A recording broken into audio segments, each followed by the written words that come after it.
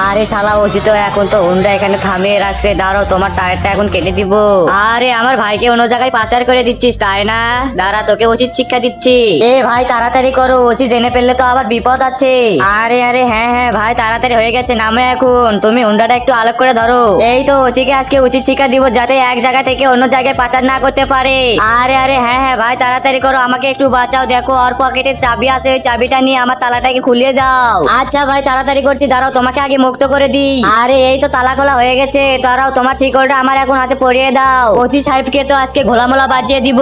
আরে হ্যাঁ ভাই তুমি ওসির সাথে সাবধানে যেও যাতে কিছু না হয় এবং টের না পায়। আচ্ছা যাও তাহলে আমি গর্তের মধ্যে লুকিয়ে পড়ি।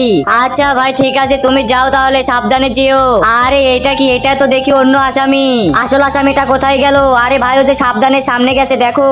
আরে আরে হ্যাঁ হ্যাঁ ভাই সাবধানে উঠে আসো, হুন্ডা নিয়ে পালাতে হবে।